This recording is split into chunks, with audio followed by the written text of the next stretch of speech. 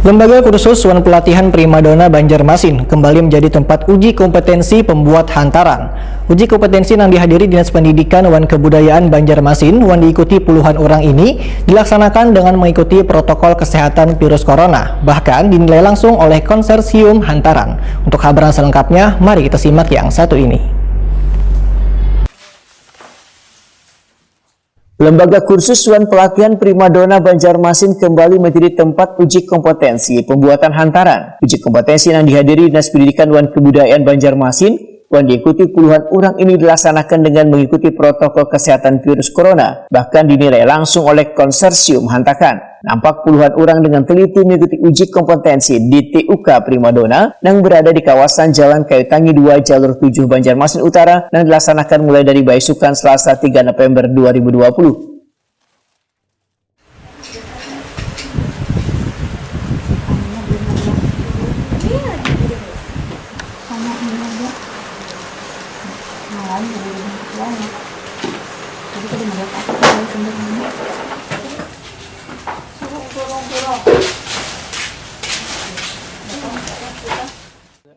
Kabid Bina PAUD Wan PNF Diknas Banjarmasin Sakrani Wahetakuni Prima TV menyebut baik adanya kegiatan yang dilakukan oleh TUK Primadona ini dalam rangka meningkatkan keterampilan yang akan membuka peluang usaha baru bagi warga Banjarmasin. Sakrani berharap kegiatan yang bisa menambah pendapatan keluarga ini terus dapat ditingkatkan.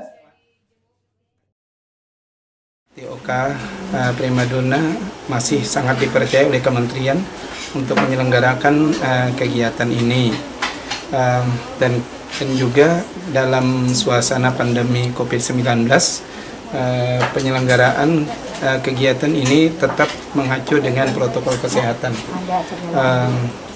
dan ini sangat membanggakan kita semua. Kemudian kita juga sudah melihat hasil kerja daripada peserta didik juga sangat luar biasa. Ini membuktikan bahwa proses pembelajaran yang sudah dilaksanakan itu tidak sia-sia, artinya sudah bisa diserap oleh para peserta didik. Nah, tinggal nanti nilainya itu di tangan para penguji.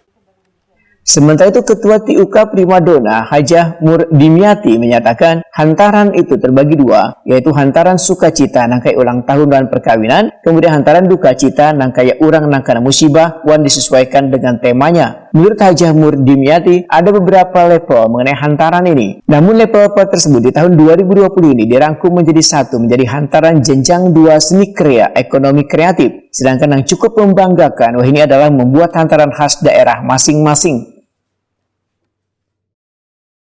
Masing-masing daerah itu menampilkan hantaran ciri khas daerah. Misalnya seperti kita lah, khas daerah Banjar misalnya, anggaplah. Nah, jadi kriterianya ada yang bisa dibentuk dan ada yang tidak bisa dibentuk. Yang bisa dibentuk adalah kain sesirangan. Yang tidak bisa dibentuk adalah misalnya tas,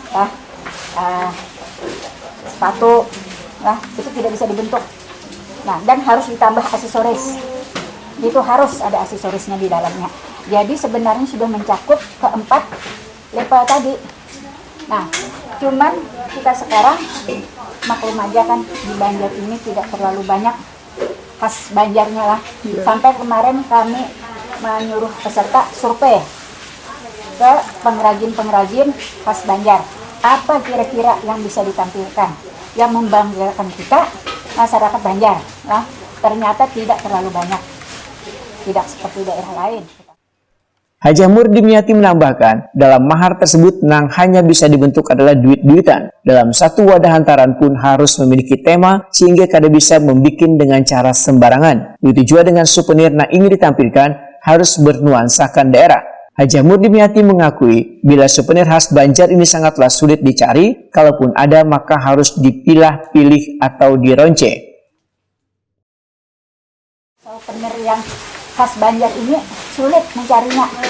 Nah, paling-paling ke Martapura, tapi harus meronce si souvenir itu harus di tempat.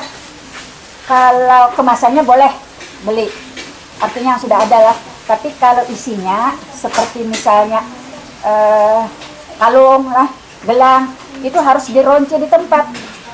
Nah, sepertinya tidak banyak yang berani membuat begitu, hanya beberapa, ada beberapa yang berani, ada yang tidak. Kemudian dengan adanya ini kita ya harus kreatif lah, harus mencari. Ya kami itu mengharapkan untuk tahun-tahun depan adalah kita menggali kira-kira apa khas kita ini yang bisa ditonjolkan, yang bisa dijual. Hajah Murdimiati menegaskan bila kurangnya souvenir khas Banjar ini menjadi sebuah tantangan, bahkan menjadi pengalaman baru wan sangat berharga bagi TUK Primadona Banjarmasin. Hajah Murdimiati berharap di tahun-tahun mendatang sebagian dari peserta yang dilatih ini memiliki semangat untuk berkreasi, inovatif, dan memodifikasi, namun tetap mengacu pada aturan yang sudah ditentukan. Harapan saya setelah lulus dari uji kompetensi ini, berarti kan mereka kompeten. Kompeten mereka itu harus sesuai lah. Jadi harus bisa berkarya, berinovatif juga lah, dan menuruti tren.